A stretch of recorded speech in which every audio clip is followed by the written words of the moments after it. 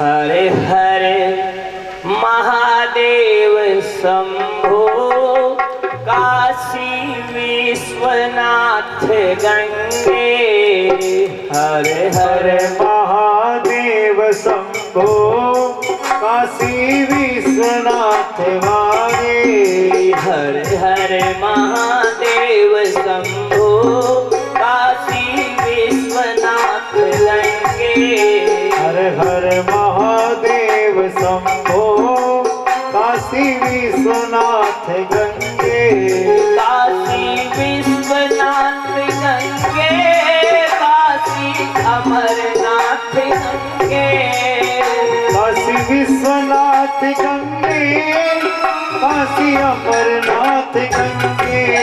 हर हर महादेव शंभो काशी विश्वनाथ गंगे। हर हर महादेव शंभो काशी विश्वनाथ गंगे। हर हर महादेव शंभो काशी विश्वनाथ गंगे। हर हर महादेव शंभो काशी विश्वनाथ गंगे। काशी विश्वनाथ गंगे शिव जी पार्वती संगे। काशी विश्वनाथ गंगे शिव जी पार्वती संगे। काशी विश्वनाथ गंगे शिव जी पार्वती संगे। काशी विश्वनाथ गंगे शिव जी पार्वती संगे। हर हर महादेव शंभो काशी विश्वनाथ गंगे। हर हर महादेव शंभो काशी विश्वनाथ गंगे। हर हर महादेव शंभो काशी विश्वनाथ गंगे। हर हर महादेव शंभो काशी विश्वनाथ गंगे। काशी अमरनाथ गंगे। काशी विश्वनाथ गंगे।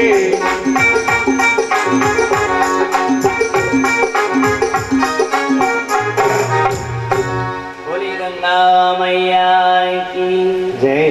बोली काशीपुरी की जय। बोले महादेव भगवान की जय। ये बनाए गए ना ये कीर्तन बहुत सोच समझ के बनाया है। जिसका भी मन नहीं लगे ना तो बड़े मीठा मीठा गाओ तो मन लग जाता है। और एक पंथ अनेक काज होते हैं इसमें। क्यों? हर हर महादेव। हर हर महादेव का भी अलग महत्व है। भगवान प्रसन्न होते हैं हर हर महादेव। हर हर हर हर कहते हैं भोले बाबा को। हर नाम भोले बाबा का है और हरि नाम भगवान विष्णु का।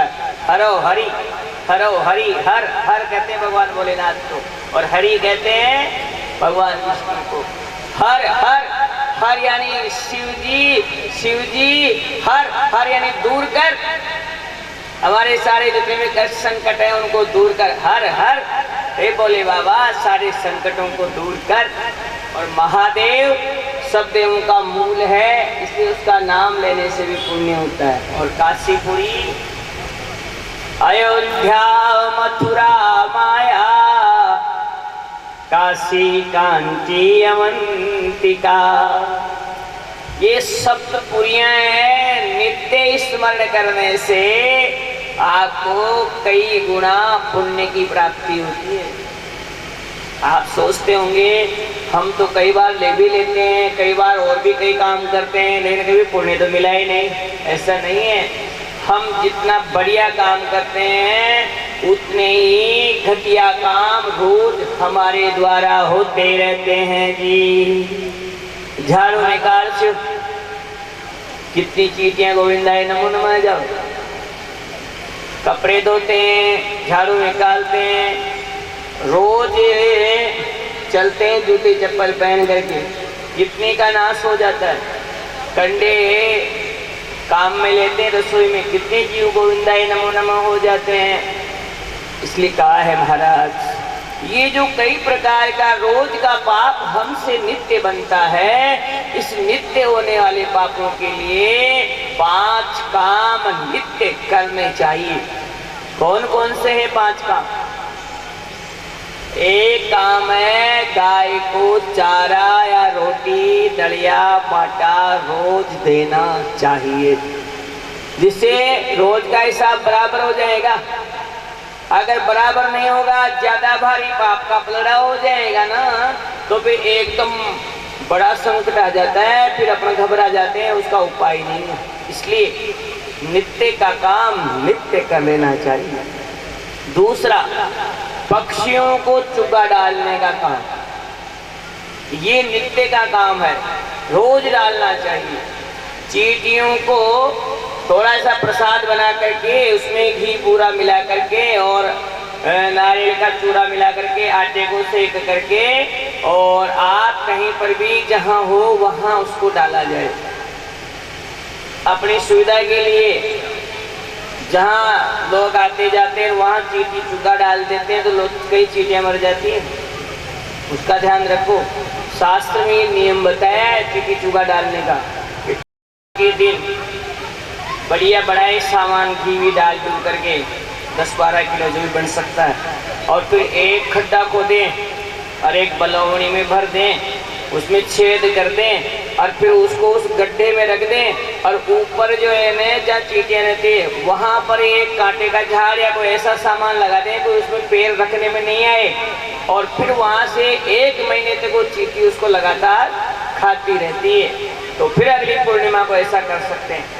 जो 12 पूर्णिमा तक ऐसा कर लेता है उसके पूरे घर की दरिद्रता खत्म हो जाती है। महाराज ठाकुर जी ने बनाए नियम कि जो बहुत बड़ा दानी है, दानवीर है, भामाशा है, वो तो अन्य काम करवाने से भी अपना कार्य सिद्ध कर लेता है, लेकिन जिसके पास धन नहीं है उसकी दरिद्रता कैसे दूर हो? तो इसमें लिखा है कि ऐसे लोगों को जिनके पास धन की अभाव है वो ऐसे छोटे छोटे काम नित्य करके और बड़े बड़े भामाशाओं की बराबरी कर सकते हैं जी। चौथा काम बताया है कि अतिथि को भोजन। कोई भी अतिथि आपके घर में आए तो सोचना है आपको पहली बात तो कि दिन उगने से लेकर सूर्यास्त रात्रि होने तक आपके घर पर कोई आना ही चाहिए। कि संत समागम हरि कथा तुलसी दुर्लभ दोई, सुत तारा और लक्ष्मी तो पापी घर भी होए।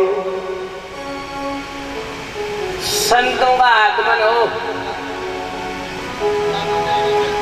ये नहीं घर में दुष्ट लोग आ रहे हैं, मेला लग रहा है, और किसको राजी रखने के लिए दुष्ट अधिकारी को, दुष्ट नेताओं को बुला बुला के मेला लगा रखा है, हो रहा है आनंद है, कुछ नहीं, सारे पाप उन छोड़ जाएंगे। इनसे पापी पाखंडियों से दूर रहो, उनके लिए देहड़ी बनी है, देहड़ी से बाहर रखो। और जो सत प्राणी है, जो सत्संगी है, जो संत है, जो साधु जन है, जो श्रेष्ठ जन है, ऐसे लोगों का नित्य हमारे घर में आना जाना होना चाहिए। और घर में कोई आए तो आते ही आपके मन में प्रसन्नता होनी चाहिए, आपका हृदय पुलकित हो जाए, तब तो किसी आने वाले का सही आना हुआ, आपका सही काम हो गया, आपने सही बुलाया किसी को। कहा है आवत ही हर सत नहीं, आवत ही हर सत नहीं, नैनन नहीं स्नेह, तुलसी वहां न जाए, चाहे कंचन बरसेगे। आते ही प्रसन्न नहीं हो और नैनों में प्रेम झलके नहीं, तो तुलसीदास जी कह रहे हैं अगर उस घर में जाने से अगर सोना भी बरसे, रात की झोली सोने से भर जाए, तो भी ऐसे घर में नहीं जाना चाहिए। इसलिए कहा है महाराज, संसार में दुर्लभ क्या है? संतों का आगमन। संत महापुरुषों का आगमन जो है बहुत दुर्लभ है महाराज। और फिर दुर्लभ क्या है? भगवान की कथा। कहा है महाराज, बेटे और धन और पत्नी, ये तो बड़े बड़े पापियों और दुष्टों के भी है। बढ़िया बढ़िया बिजनेस है, बड़ा बड़ा दुष्टा के, और बढ़िया बढ़िया बेटा भी जमाओगे, और धन भी खूब है। तो इसमें बढ़ाई नहीं है, ये बढ़ाई का विषय नहीं है। 9 सब्जेक्ट ये बढ़ाई का सब्जेक्ट नहीं है। क्यों? ये तो पापियों की भी हो जाती है। बढ़ाई का सब्जेक्ट क्या है कि जिस घर में रोज श्रेष्ठ लोगों का आना जाना होता हो, जहाँ संत पधारते हो, जहाँ ब्राह्मण पधारते हो, जहाँ उत्तम कोटि के लिए श्रेष्ठ भक्त पधारते हो, वो घर है। बाकी तो सब मरघट है। क्यों? असली मृत्यु तो अपने घर में हो जाती है आदमी की। मरघट में तो उसे जाकर जलाते हैं केवल अपना। तो फिर जिस घर में आने जाने वालों का सम्मान नहीं होगा, वो घर नहीं, वो मरघट हो जाता है। इसलिए घर घर बन जाए तो घर की शोभा आचित्य है। इसलिए संतों का आगमन होता रहे और भगवान की कथा नित्य होती रहे। कथा करने के लिए आप कोई बाहर से बुलाने की बात नहीं है, वो तो जब बड़ा अवसर मिलता है, भाई साहब सत्यनारायण जी जैसे लोग फिर कभी अवसर मिलता तो कराते हैं। आपको पता है अभी थोड़े दिनों पहले श्रीमद् भागवत की कथा इसी प्रांगण में करवाई थी, और अभी शिव पुराण की कथा इसी प्रांगण में हो रही है। बहुत लोगों के पास धन भरा है भगवान, कई लोगों के पास अक्षय धन है, लेकिन कहते हैं भगवान के काम में धन लगता नहीं है। असली धन वही है जिसने आपने उसको परमार्थ के काम में लगा दिया। यही आपका धन ठाकुर जी के उस हिस्से में आपके अकाउंट में चढ़ाया जाएगा। बाकी कितना ही कमा लो, इसका ब्यौरा मेरे ठाकुर जी रखते नहीं है। इसलिए अभी भी चेत जाओ कि मेरे द्वारा कमाया गया, मेरे बाप दादों से मिली हुई अचल संपत्तियों में से मैंने कितना मेरे ठाकुर जी के हिस्से में लगाया, वही धन वास्तविक धन है। अगर आपने 1 लाख रुपए लगा दिए तो लखपति हैं आप, अगर नहीं लगाए तो फिर किधर के तो आप अरबपति हो, लेकिन ठाकुर जी के लिए तो आप खगपति हो जी, वहाँ तो कोई मतलब नहीं है। जो समय आपने भगवान के कार्यों में लगाया वही आपकी असली उम्र है। लोग कहते हैं मेरी उम्र 50 वर्ष हो गई, ये तो संख्या पूरी हो रही है, आपकी संख्या पूरी हो रही है। आपकी असली उम्र कितनी है? अगर आधा घंटा रोज भगवान का जप तप करते हो तो आधा घंटा 365 से गुणा कर जितना वर्ष या जितना घंटा जोड़ वहाँ का दिन बना लियो, वहाँ का वर्ष बना लियो, वही वर्ष आपकी असली उम्र है। बाकी तो यूं ही गुजार देगी। इसलिए अभी भी चेत जाओ, ये चाबियां हैं जो केवल सत्संग में मिलती है। इसलिए आपसे फिर निवेदन कर रहा हूँ कि ये जीवन फिर से आने वाला नहीं है। जितना हो जाए अभी करके जाना है जी, अगर नहीं कर पाए तो फिर पछताना पड़ेगा। आपको बताया गया है जो व्यक्ति इस समय है वो मरने के बाद उसकी आत्मा यूं की यूं रहती है, वो यूं का यूं जाएगा वहाँ भगवान के सामने, उसको सारा ध्यान रहेगा, लेकिन फिर वो चाहेगा तो भी यहाँ नहीं आ पाएगा कि मैं तो वहाँ 10-20 प्लाट छोड़े हो खरीद और बैंक के मायने 5-50 लाख रुपए छोड़े हो। अगर मैंने पता है तो कि शिव पुराण कराबासु भागवत पुराण कराबासु सत्यनारायण जी भाई साहब ठाकुर जी के बगल में बैठे हैं तो वहीं कराए तो फिर नहीं रहेगा। फिर वही रास्ता है, लौटने का रास्ता 84 लाख योनियों में से गुजरता है बंधु। इसलिए बहुत लंबी यात्रा हो जाएगी और 84 लाख योनियां भोगने के बाद आप अंतिम योनि मनुष्य योनि में आओगे और फिर भी आपको यही करना पड़ेगा। नहीं किया तो ये जीवन चक्र है, ये चलता ही रहेगा जी। अगर 84 से मुक्त होना है और गोविंद के चरणों में जाना है ना, तो फिर जरा समझ लीजिए 84 प्रभु फंद छुड़ाओ, मैं तो यम त्रासा स्वामी, मैं तो यम त्रासा। निस दिन प्रभु मोहे राखो, सब दिन हरि मोहे राखो, अपने संग साथा।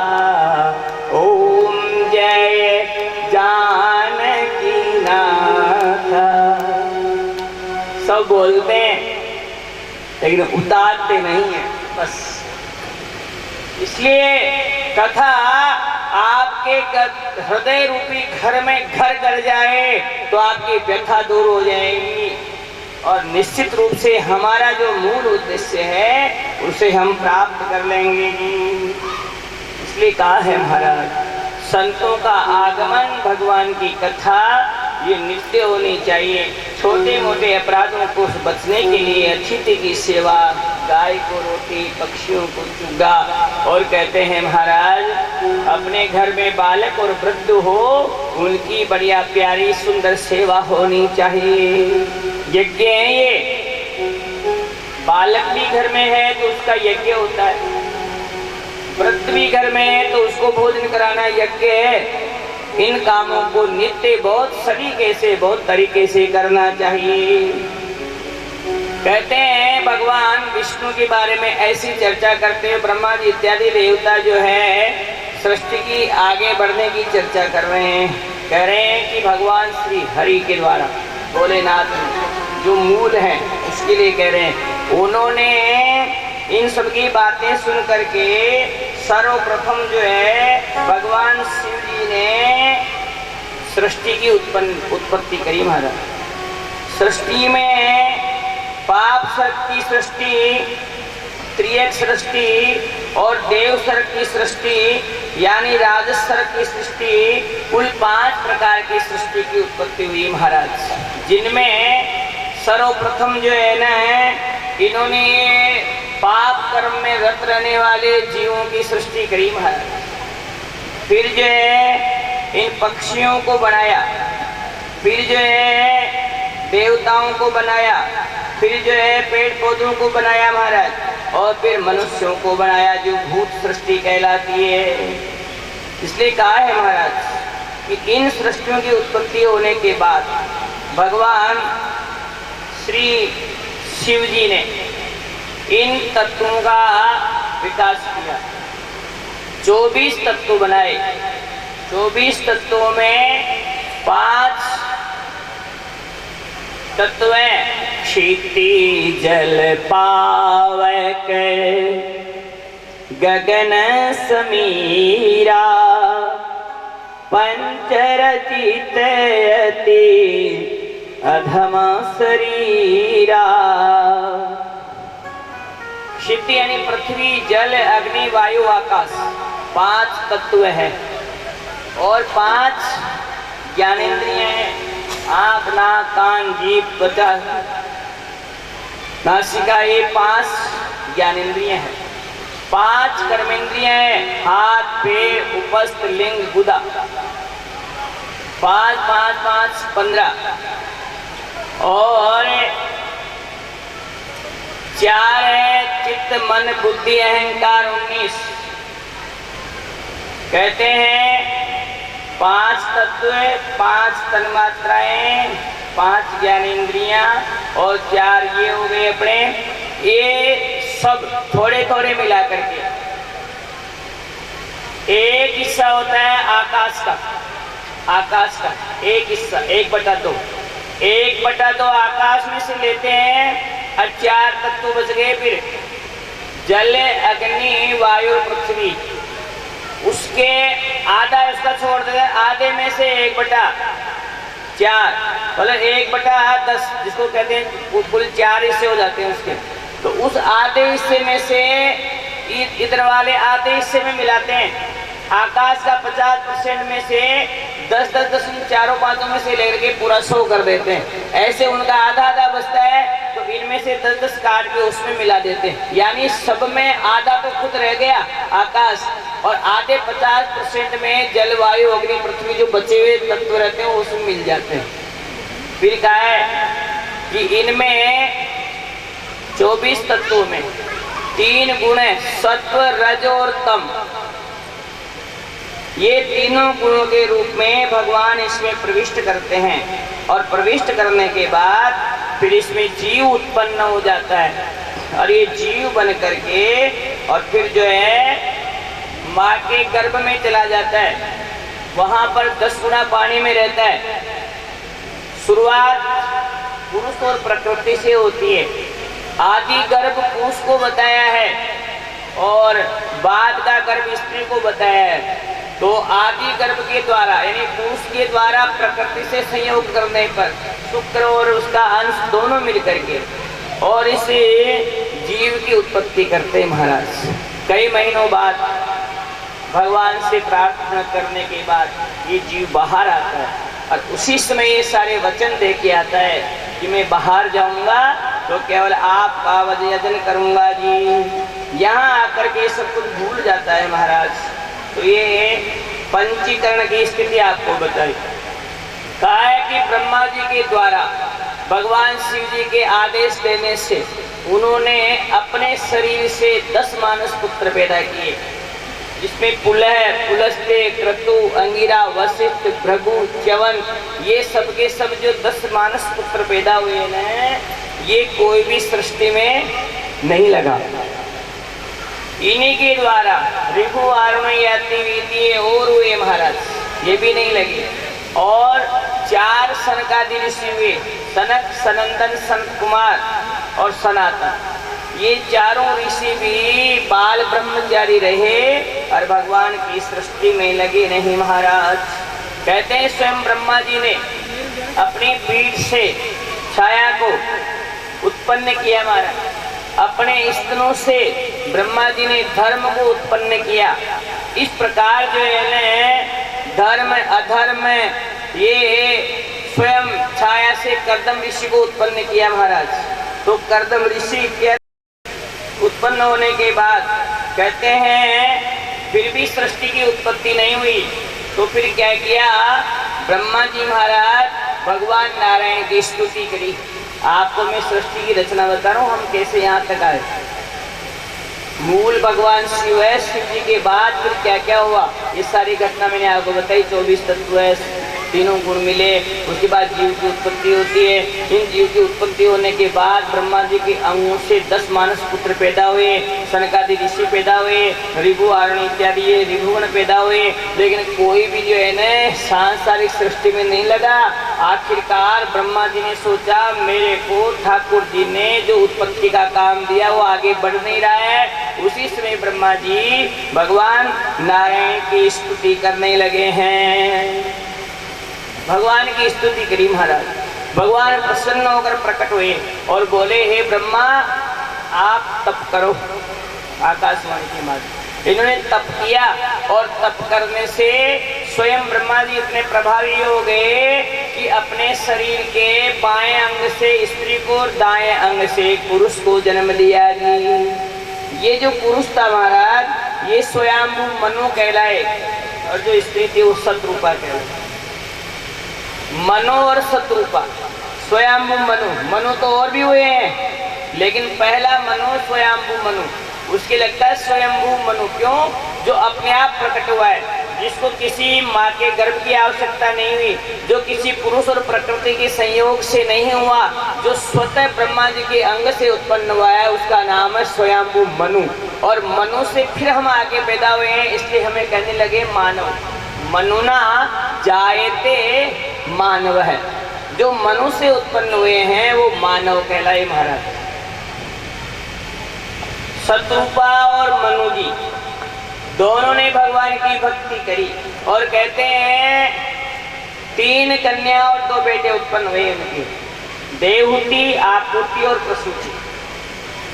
देवहूति का विवाह ब्रह्मा जी की छाया से उत्पन्न होने वाले कर्दम जी से किया, आकृति का रुचि प्रजापति से किया महाराज, और कहते हैं प्रसूति का विवाह है जो ब्रह्मा जी के 10 पुत्रों में से दक्ष से किया महाराज।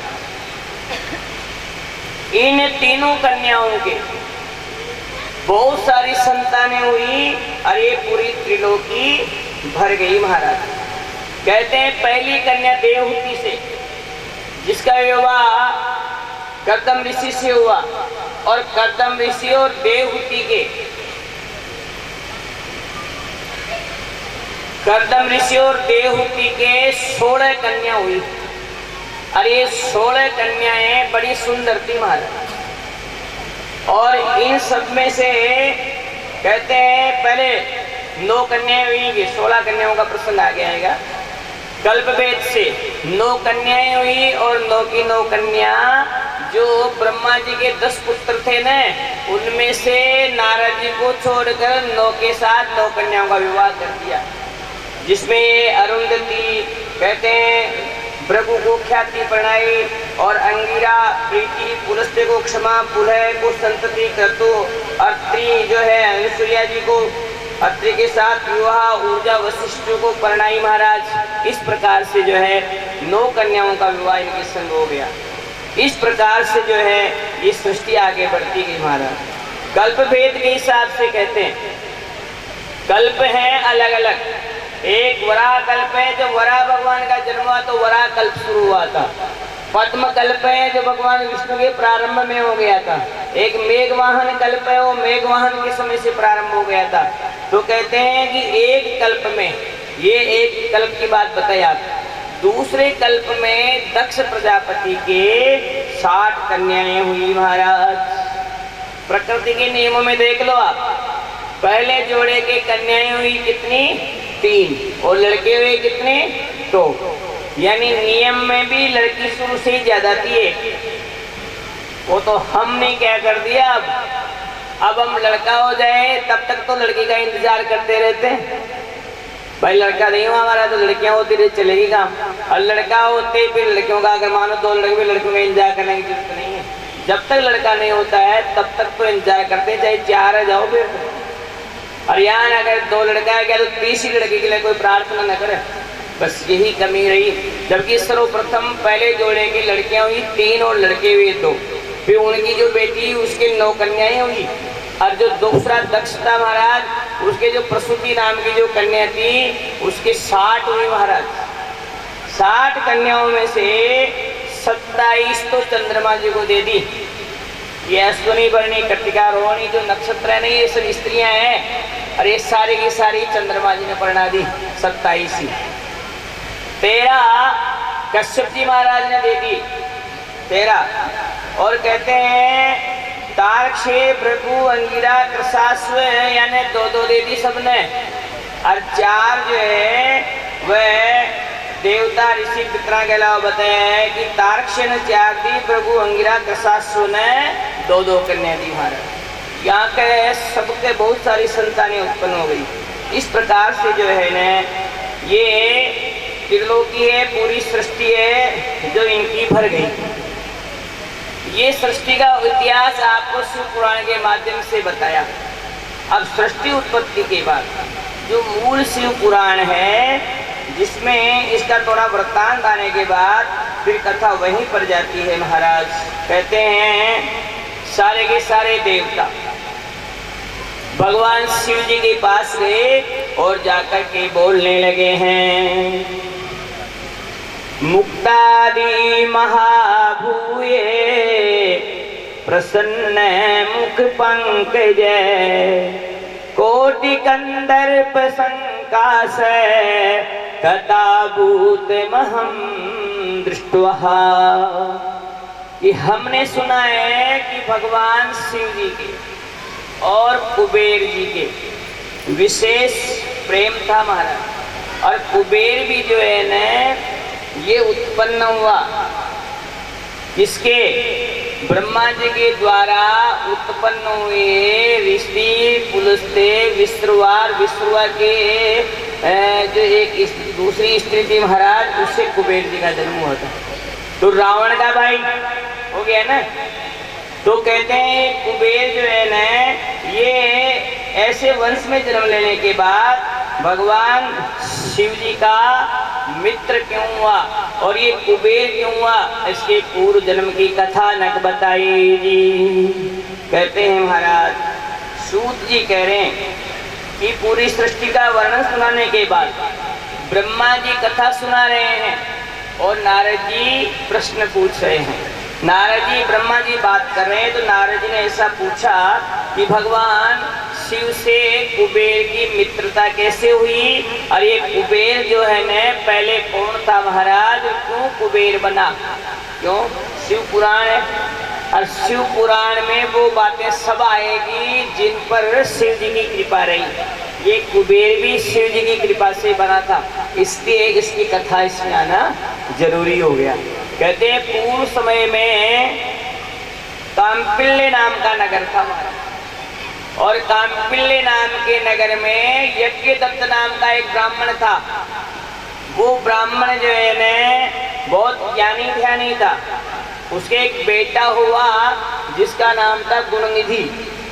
ये गुणनिधि जो है न शुरू से ही कुसंग में पड़ गया। कहा भी है कि सठ सुधरही सत्संगति पाई, पारस परस उधातु सुहाई, जहाँ सुमति तह संपत्ति नाना, जहाँ कुमति तह विपत्ति निधाना। जहाँ कुमति आ जाएगी तो निश्चित मानिए वहाँ पर सब प्रकार के भय, अपराध, कलेश, मृत्यु ये सब आने लग जाएगी। तो यहाँ पर महाराज ये गुणनिधि जो है न दुर्व्यसन हो गया महाराज। एक दिन की बात, ये गुणनिधि इतना भ्रष्ट हो गया, सारे घर के धन दौलत को इधर उधर न्यौछावर करके दे करके और भूखा प्यासा रहने लगा।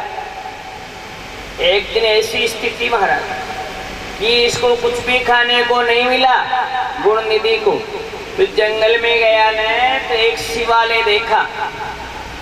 उस शिवालय पर क्या था महाराज, अद्य अहमेव परम ज्योति परमात्मा तवहं विभु, अद्य दृष्टं श्रुतं सर्वे जगतेस्मिन् चराचरः।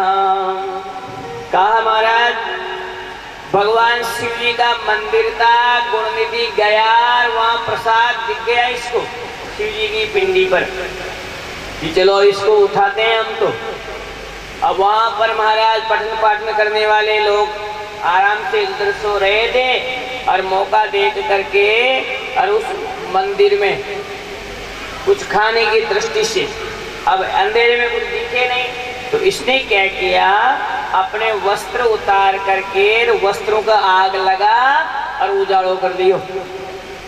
माचिस को भी उपाय तो न है लो, उसको उजाड़ो कर मंदिर में देखो तो शिव जी को प्रसाद चढ़ो महाराज। इसने क्या किया, उस प्रसाद को उठाना चाह, उधर जो कोई भी सोने की निद्रा जग गई महाराज। लेकिन संयोग से वो दिन शिवरात्रि का दिन था। शिवरात्रि पता है आपको क्यों मनाई जाती है? भगवान शिव जी की पहले बार विष्णु जी ने, ब्रह्मा जी ने कैलाश पर्वत पर जाकर के प्रकट होने के बाद उनकी पूजा अर्चना करी थी। उसी दिन से शिवरात्रि मनाई जाती है।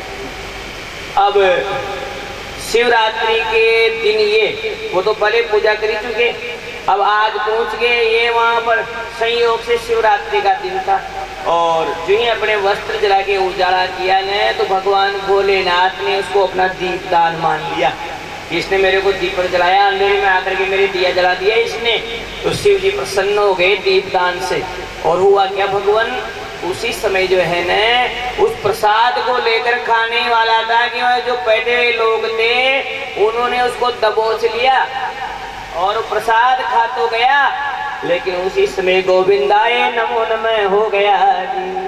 लोग लगने के बाद वो थोड़ी रखते महाराज, हो गया काम। फिर क्या था कि उस प्रसाद के खाने से और उस दीप दान के करने से यम के गण आए इसको लेने वैसे तो, लेकिन जो यम के गण आए ने तो शिव जी का प्रसाद खाने से दीप दान करने से शिव जी के गण भी पहुंच गए महाराज।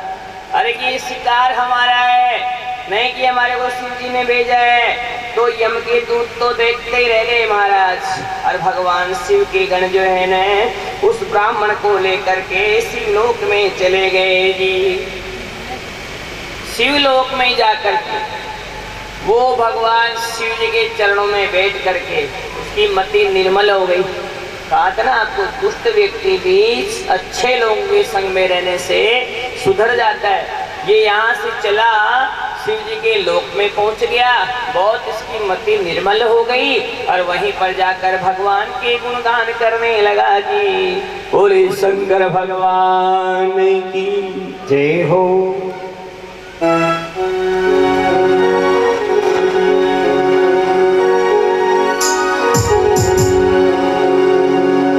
गोविंद मेरो है गोपाल मेरो है, गोविंद मेरो है गोपाल मेरो है, श्री बांके बिहारी नंदलाल मेरो है, श्री बांके बिहारी नंदलाल मेरो है। अरे गोविंद मेरो है गोपाल मेरो है, गोविंद मेरो है गोपाल मेरो है, गोविंद मेरो है गोपाल मेरो है जी, गोविंद मेरो है गोपाल मेरो है, गोविंद मेरो है गोपाल मेरो है, गोविंद मेरो है गोपाल मेरो है, ओ श्री बांके बिहारी नंदलाल मेरो है, बांके बिहारी नंदलाल मेरो है, गोपाल मेरो है, गोविंद मेरो है गोपाल मेरो है, श्री बांके बिहारी नंदलाल मेरो है, श्री बांके बिहारी नंदलाल मेरो है, श्री राधे बिहारी घनश्याम मेरो है, श्री राधे बिहारी घनश्याम मेरो है, गोविंद मेरो है गोपाल मेरो है, गोविंद मेरो है गोविंद मेरो है गोपाल मेरो है, अरे गोविंद मेरो है गोपाल मेरो है, गोविंद मेरो है गोपाल मेरो है, श्री बांके बिहारी नंदलाल मेरो है, श्री बांके बिहारी नंदलाल मेरो है, गोपाल मेरो है, गोविंद मेरो है गोविंद मेरो है गोपाल मेरो है,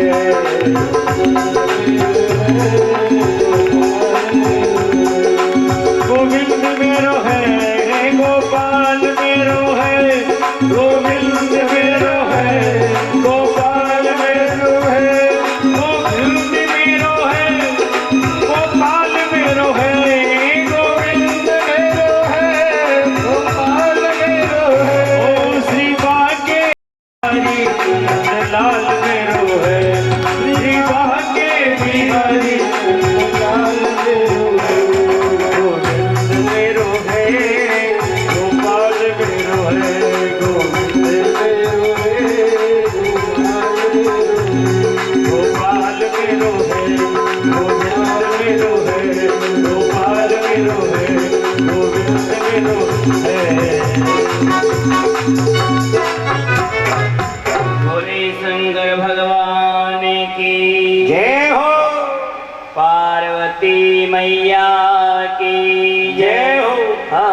हर महादेव। वहां जाकर के इस ब्राह्मण ने शिव जी की आराधना करी महाराज, और शिव जी की आराधना करने से भगवान शिव जी इस पर प्रसन्न हो गए महाराज, और प्रसन्न होकर बोले कि बोल तेरी क्या इच्छा है। बोले महाराज मैं आपके श्री चरणों में विराजित रहूं, यही मेरा भाव है। फिर भी भगवान शिव जी ने कहा कि नहीं कुछ मांगो। वो बोले महाराज मुझे कुछ मांगने की आदत नहीं है, स्वभाव नहीं है, जानता भी नहीं हूँ, आप ही कृपा करें।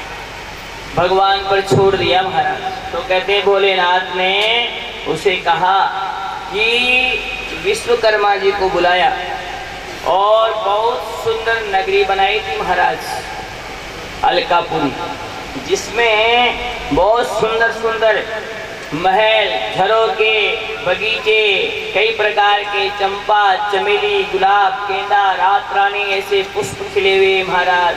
बहुत सुंदर सुंदर सरोवर हैं जिसमें जल विहद क्रीड़ा कर रहे हैं। ऐसी सुंदर नगरी बनाई है विश्वकर्मा जी ने, और उसको कहा कि तू जो है न कालांतर में, अभी नहीं, जो ही कालांतर में तो यक्षों का, किन्नरों का, गुहियों का अधिपति कुबेर बनेगा जी। यही व्यक्ति महाराज अरिंदम, जो कलिंग देश का राजा अरिंदम है, तो अरिंदम जो कलिंग देश का राजा है वो बड़ा ज्ञानी ध्यानी गुणवान भगवान का परम भक्त था, और यहीं जाकर के इस पुण्य के बल से उसका ये दम नाम का पुत्र हुआ जी। दम नाम का पुत्र होने के बाद इसने जो है भगवान शिव जी को प्रसन्न करने के लिए ये पूरे नगर के शिवालयों पर दीपदान करवाया। यानी और कोई काम नहीं किया इसने, हर शिवालय पर हर जगह दीप ही दीप जलवाए, दीप ही दीप जलवाए। आज भी देखो आप, कोई भी मंदिर है बगल में शिव जी का, तो हर घर के लोग, कोई छोटी बालिका बालक वहां जाकर बत्ती जो कराता है। आजकल अपनी बच्चियां लड़कियां जोग न जो, लेकिन आप तो सब जोड़ रहे बड़ी मंदिर में बत्ती शिव जी के। क्यों? ये रीति यही थी, हमारी परंपरा यही थी। कहीं गांव में रहो, कॉलोनी में रहो, माँ बाप शुरू से यही सिखाते थे कि भैया शिव जी का बत्ती जो रहा। कारण क्या था? इसका इतना महत्व है शिव जी के दीपक जलाने का। इसलिए आपके पास शिव जी का मंदिर है, हर घर में से शाम के समय बोले बाबा के यहाँ रोज दीपक जलाना चाहिए। इसने क्या किया, एक पुण्यनिधि ने तो शिवरात्रि के दिन दीपक जलाने से आपको बताया था कि शिवरात्रि के दिन शिव जी की कोई भी कितनी भी बड़ी भारी पूजा करोगे उतना का उतना पुण्य फल पूरे वर्ष का एक ही दिन करने से मिल जाता है। शिवरात्रि का इतना महत्व है। इसलिए कहा है महाराज कि ये रोज जो है हर मंदिर में, शहर शहर में, गांव में दम ने जो है सारे मंदिरों में जो है सुंदर दीपक जलाए जी। कहते हैं इन दीपों का इतना प्रभाव हुआ कि भगवान शिव जी प्रसन्न हुए, और फिर यही दम नाम का पुत्र जो है ये विश्रवा ऋषि के वहां उनकी पत्नी के गर्भस्थ हो करके वैश्रवण के नाम से कुबेर बना महाराज। बोले कुबेर जी महाराज की। कुबेर को भगवान प्रसन्न होकर बोले कि जाओ, जितना भी देवगणों के पास जो धन दौलत है उस खजाने के तुम अधिपति रहोगे। जो भी माल लेने आएगा, जो भी आपको प्राप्त करना होगा, तेरी बिना अनुमति के, बिना स्वीकृति के कोई भी किसी प्रकार का धन की प्राप्ति नहीं कर सकेगा। स्वयं नारायण और लक्ष्मी भी तुझे अपने पास में रखेंगे, और उनके सारे धन धर्म का जो मालिक है एक कुबेर तू ही रहेगा जी। इस प्रकार से आज भी जब लक्ष्मी जी की पूजा की जाती है ना, तो वहाँ पर कुबेर जी की भी पूजा करते हैं, और कुबेर का नाम आते ही ऐसा लगता है जैसे कोई धन का बहुत बड़ा देवता आ गया हो। इसलिए कुबेर जी को ये सब चीजें इसलिए मिली है। आपको हमने पूर्व में भी बताया था कि धन चाहिए तो भी भोलेनाथ के पास जाइए, अगर पुत्र चाहिए तो वो भी वही देगा, अगर विद्या चाहिए तो शिव जी ही देते हैं जी, अगर संतति चाहिए तो वो ही देंगे, अगर पति और पत्नी भी चाहिए तो मेरे भोले बाबा ही देते हैं जी। किसी भी काम को अगर सिद्ध करवाना है, पूर्ण करवाना है, तो बिना शिव की प्रार्थना के कोई काम किसी भी प्रकार का गृहस्थ का पूर्ण होना संभव नहीं है। इसलिए किसी भी काम को करने से पहले भोलेनाथ की आराधना करनी चाहिए। मेरे तो आधार भोलेनाथ के चरणार विंद, मेरे तो आधार भोलेनाथ के चरणार विंद, मेरे तो आधार भोलेनाथ के चरणार विंद, मेरे तो आधार भोले बाबा के चरणार विंद, भोलेनाथ के चरणार विंद, उमानाथ के चरणार विंद, भोले के चरणार विंद, शिव जी के चरणार विंद, मेरे तो आधार भोले बाबा के चरणार विंद, मेरे तो आधार भोले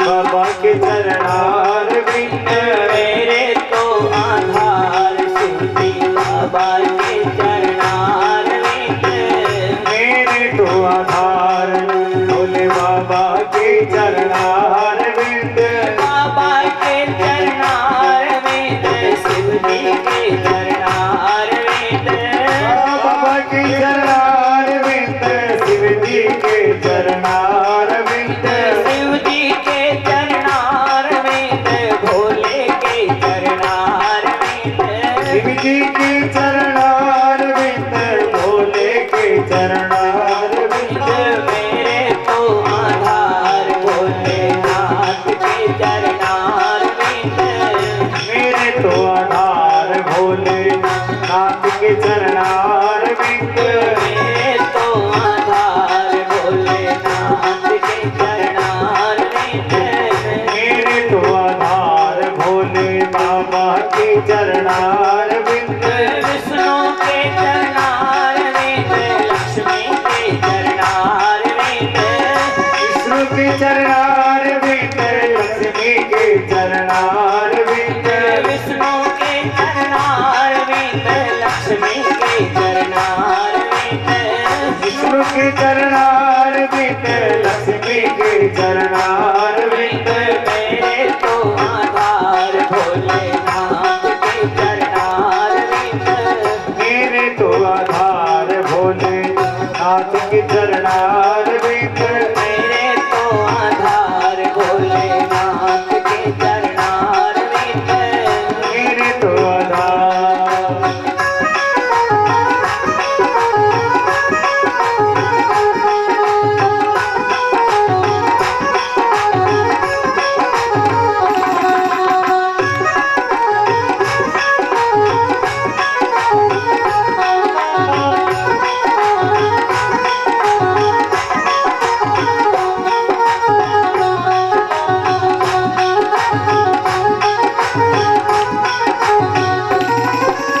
ओ भोले के चरणार विंद, शिव जी के चरणार विंद, भोले के चरणार विंद, भोले के चरणार विंद, शिव जी के चरणार विंद,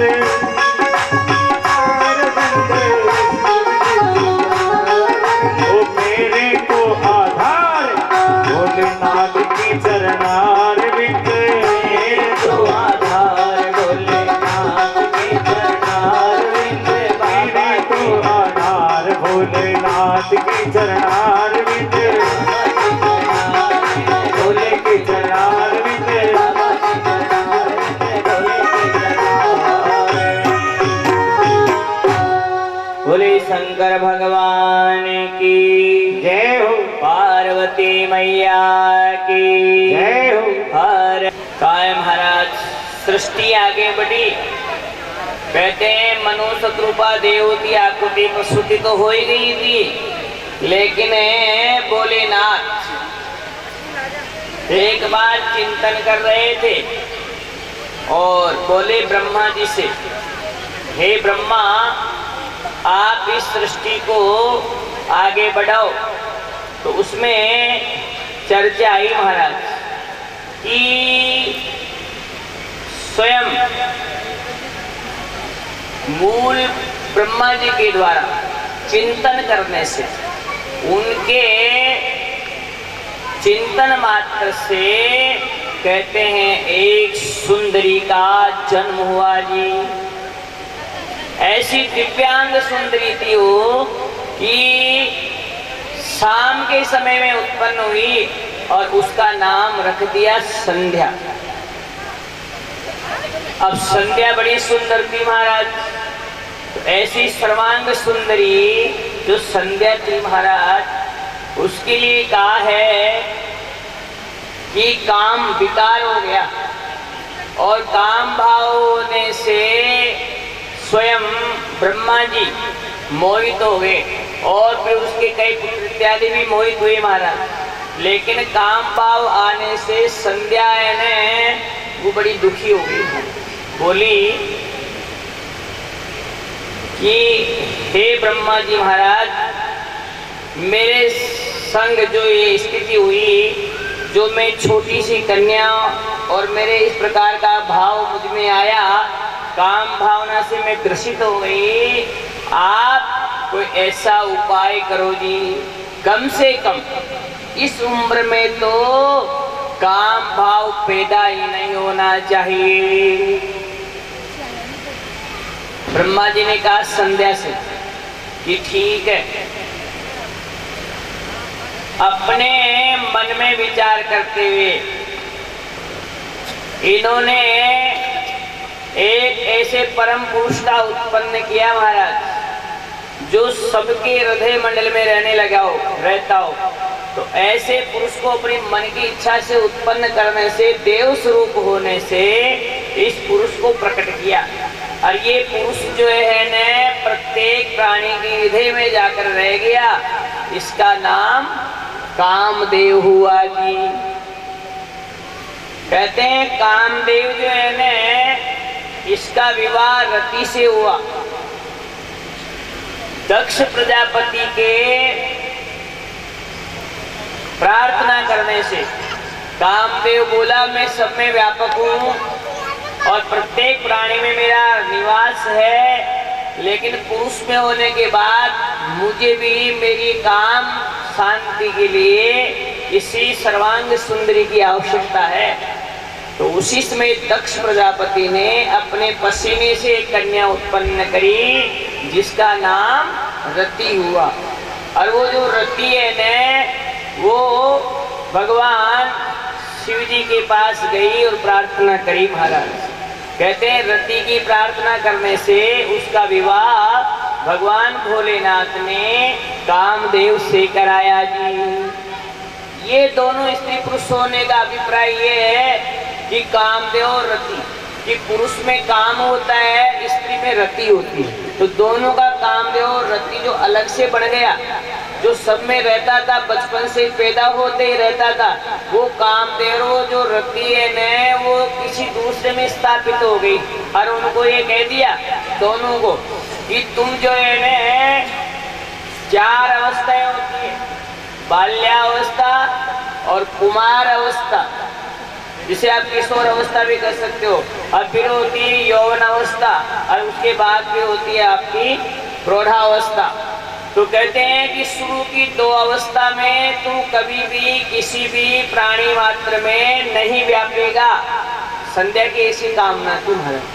तो ये संध्या ने ऐसी कामना करी ने, इस कामदेव और रति में, जो शुरू में ही लोगों में होने लग जाता था, लेकिन संध्या की प्रार्थना के कारण ये दूसरी अवस्था तक किसी भी स्त्री को और बालक को कामदेव सताता नहीं है आज भी।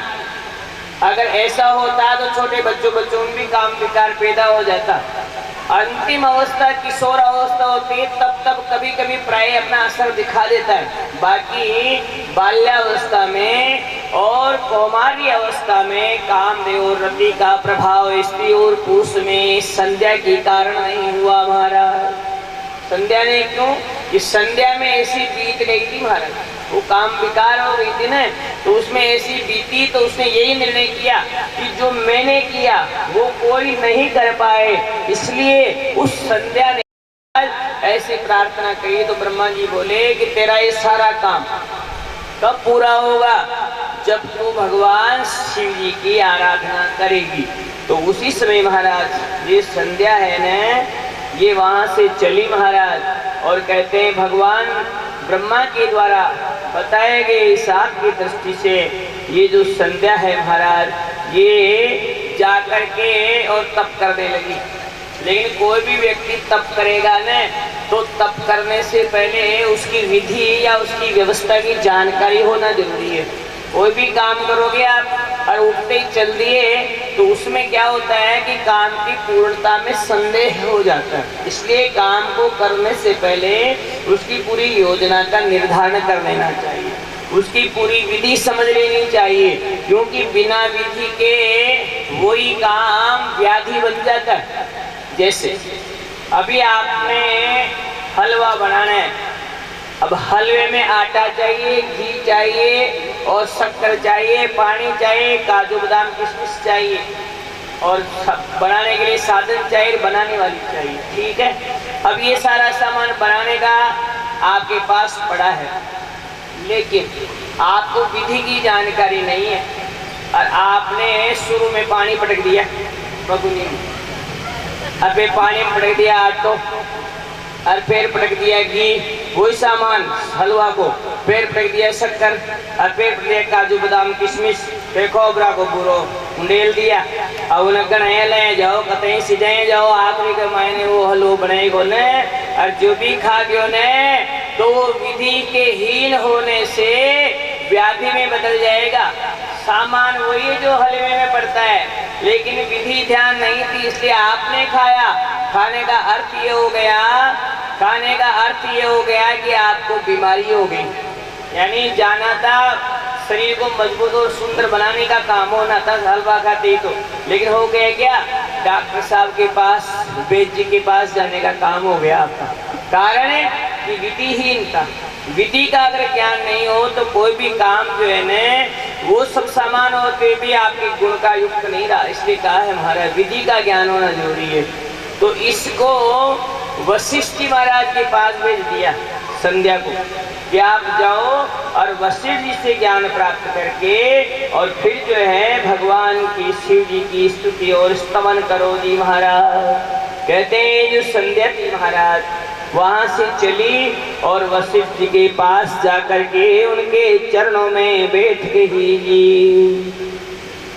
रस्वपादं विचित्रांग जैत्रं दृढ़ मनोपमं वाराह कार्यमास्ताय गत्वास्तद्ददो जवात्।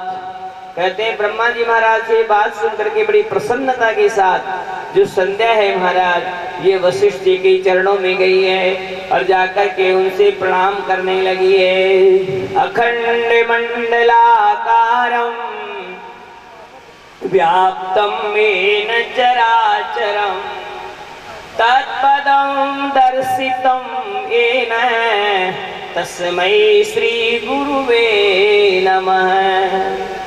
गुरु जी को प्रणाम किया महाराज और कहते हैं उनसे पूछ रही है कि हमें जो है न किस प्रकार से महाराज ये सब चीजें जो मेरे मन की है कि काम भाव जो है छोटी कन्याओं में पुरुषों में व्याप्त नहीं हो, ये सब किस प्रकार से हो।